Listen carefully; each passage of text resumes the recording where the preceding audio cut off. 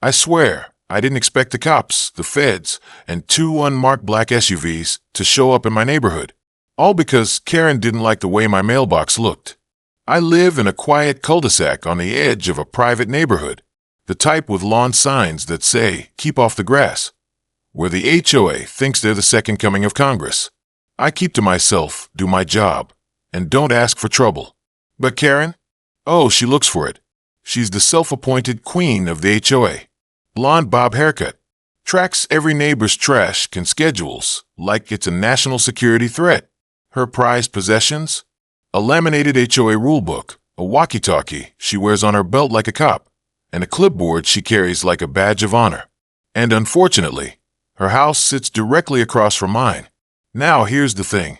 I work for let's say, undisclosed department of the U.S. military. No, not the Army or Marines. This is deeper. My mailbox, although it looks standard, is a designated classified drop point. Certain secure items, documents, devices are dropped off directly by military couriers when I'm off-grid. It's registered, encrypted, monitored, and not to be tampered with under any circumstance. But Karen didn't know that. To her, it was an eyesore. To me, it was classified infrastructure. To the government, tampering with it was a federal crime. It all started on a Wednesday. I was in my garage fixing up an old motorcycle when I heard it. Metal screeching, wood cracking, and Karen's unmistakable screech echoing down the block. I step out, wiping grease from my hands, and there she is, wearing her pink jogging suit and sneakers, so white they could blind satellites. She's ripping my mailbox clean out of the ground, like full-on yanking it back and forth, like she's wrangling a gator. What the Karen? What are you doing?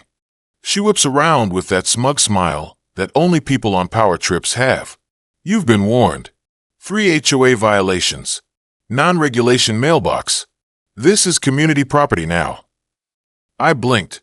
That mailbox is not community property. It's government registered. Oh, please, she scoffed. You can't just slap a sticker on something and call it government property. You think you're special because you work in that tech building downtown. I stepped forward fast. Karen, you have no idea what you're messing with. Seriously, put it down. But she had already hoisted it out, mailbox, post, concrete base and all, then dropped it onto her wagon like she was stealing copper wire. Too late. You can come to the next HOA meeting and formally request it back. She winked, like she'd just won the neighborhood Olympics. I didn't say anything else. I just turned around and walked back inside, locking the door behind me. Because here's the thing. Protocol dictates that if a secure drop point is compromised, I'm not even allowed to retrieve it myself. There's a chain of command, a security response team. I had to file a breach report, activate the secondary lockout code, and notify my base liaison. 30 minutes later, I got the call. Agent Morris. Cold voice. No time for jokes. Is the drop compromised? Yes. Visual confirmation? Yes. Civilian removed it. Was the civilian informed? I hesitated. She was warned, but she didn't listen. Copy. Protocol Kilo 5. Do not engage further. You will be contacted shortly. Click.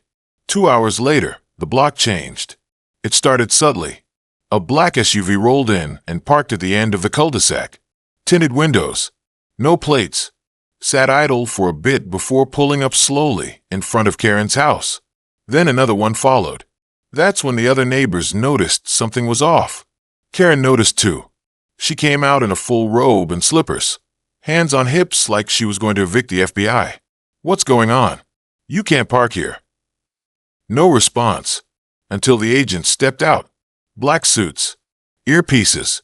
One of them held a government-issued tablet. The other was holding my mailbox, still in one piece. Karen's face turned white. You're returning that? I confiscated it legally. The taller agent glanced at her like she was a pebble in his shoe. Ma'am, step back. She didn't. Of course she didn't. Karen had built her whole identity around the HOA. There was no way she was going to let a pair of government suits tell her she was wrong. She squared up. This is private property. You can't just come in here and start threatening people. Do you even have ID? The shorter agent pulled a leather badge from his coat and flipped it open. Federal Protective Service. That mailbox is an active encrypted drop point registered with the United States Department of Defense. You are in possession of classified infrastructure. That is a federal offense. Now, I don't know if you've ever seen someone realize they just committed a felony in real time, but watching Karen's face go from smug to stunned to pale to terrified was the most satisfying thing I've ever seen. She actually staggered backward. That can't be. It's just a mailbox. The taller agent leaned in slightly.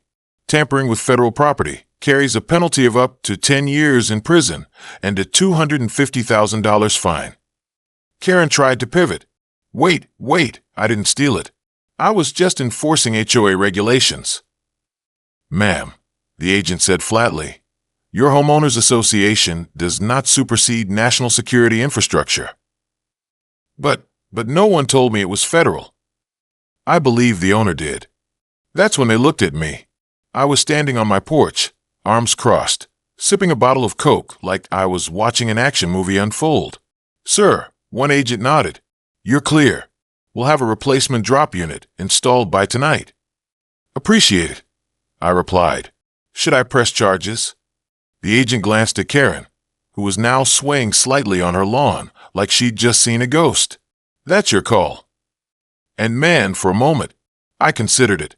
But instead, I looked Karen in the eyes and said, I think the warning was enough. She didn't respond, just turned, walked back into her house, and didn't come outside for the rest of the week. But that wasn't the end, because when the HOA got wind of what she'd done, violating not just HOA policy, but federal law, she was stripped of her position immediately. They sent out a notice to every home in the neighborhood. Effective immediately, Karen, last name redacted, is no longer authorized to represent the HOA or issue citations on behalf of the board. All property concerns must now go through proper legal channels. It was beautiful. I even got a quiet knock on the door from one of the other board members. Hey man, he said sheepishly. Sorry about all that. We didn't know the mailbox thing was serious. I just shrugged. It's all good. Maybe next time. You guys ask before pulling something out of the ground. He nodded and left. That night, the new mailbox was installed. Sleek, reinforced, and glowing faintly red when accessed. It had a digital panel and biometric lock. Karen watched from behind her blinds. I waved. She didn't wave back. By Friday, Karen was back out on her lawn, but different. Gone were the clipboard and the righteous strut.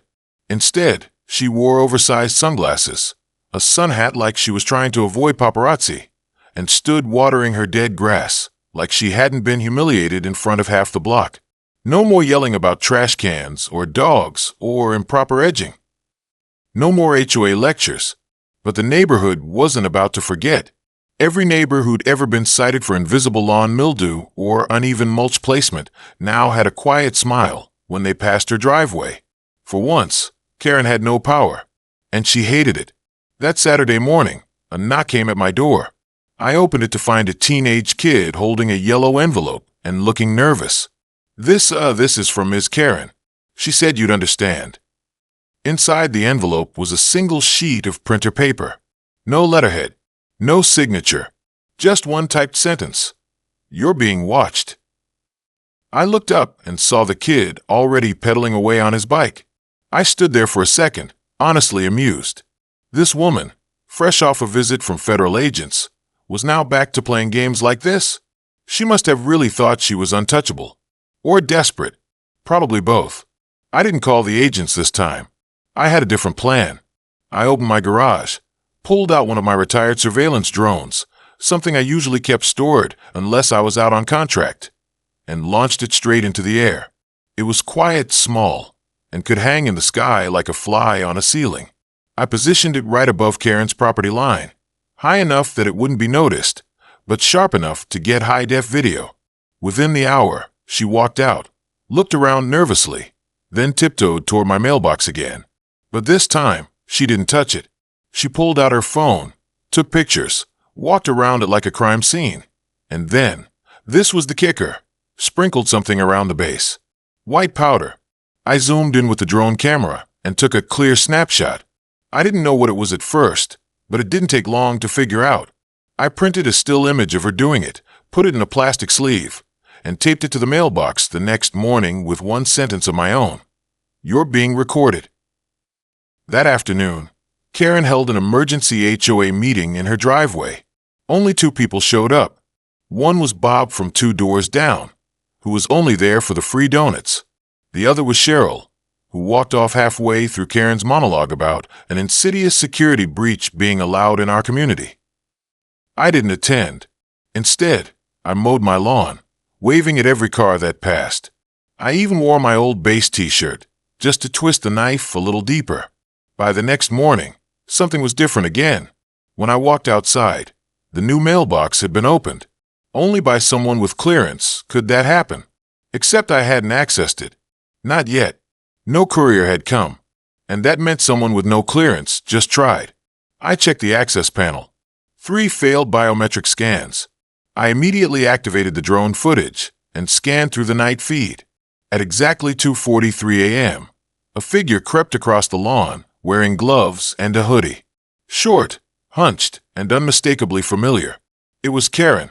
She knelt in front of the mailbox for nearly 6 minutes, tried to force the panel open, then tried a key.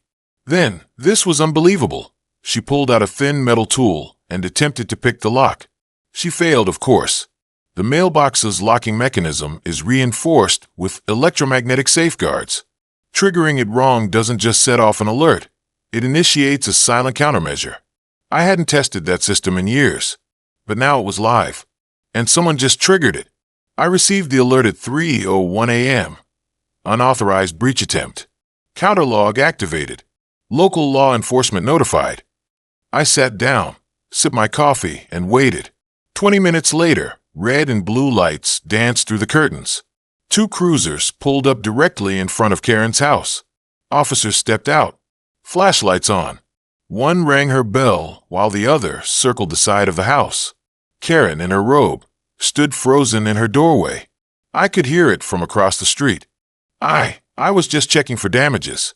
I was inspecting it as a concerned resident. The officer didn't even blink. "Ma'am, tampering with federally encrypted mail units is a felony offense. We have video evidence from both aerial and ground surveillance." Karen's face collapsed. Her hands trembled as she reached for her phone. "I need to call someone. I need to speak to your superior." "You'll have that chance," one officer said, already pulling cuffs from his belt. She looked across the street, right at me. For a second, I thought she might scream something, or lunge, or throw blame at the sky. But she didn't. She just whispered, "This isn't over." And for once, I believed her. Because someone like Karen, she doesn't stop when she's defeated. She stops when she's destroyed. And something told me she wasn't going down quietly. Karen wasn't arrested that night. The officers questioned her for nearly 30 minutes in front of her house before letting her off with a court summons and a formal federal warning. I watched it all play out from my porch, arms folded, not saying a word. She didn't look at me again, not that night. But 2 days later, a letter showed up on my doorstep. Handwritten. No return address. Just one word on the front in shaky block letters. Truce. Inside was a short message, apologizing for misunderstandings, for misjudgments, and for misguided HOA enforcement. It was laughable. She never used the word sorry, wrong, or illegal. It was as close to an admission as I'd ever get from someone like her. Still, I saved it. Because people like Karen don't wave white flags. They only lay low when the heat's too high. And for now, she was cooking. Over the next week, she didn't leave the house much. The HOA board quietly replaced her with a retired firefighter named Mike, who dropped by my place with a fresh batch of cookies and a handshake. "We've had enough drama to last the next 5 years," he told me. "You ever need anything, just ask." Funny how fast loyalty shifts when someone nearly gets the neighborhood dragged into a federal hearing. The new mailbox remained untouched. The drone stayed parked above my roof. And Karen, she started gardening. Quietly. Alone. Gloves on. Hat pulled down. No more rule patrols. No more clipboard. A few of the older neighbors even whispered that she was planning to sell. If she does, I won't stop her. Maybe she needs a clean slate. Or maybe she's running from one. Either way, I learned something. When you're dealing with a Karen backed by a fake sense of power, there's nothing more dangerous than real power being quiet, patient, and completely legal. If you enjoyed that story, hit that like button. Make sure to subscribe for more jaw-dropping Karen and HOA showdowns. And don't forget, sometimes silence is the loudest way to win.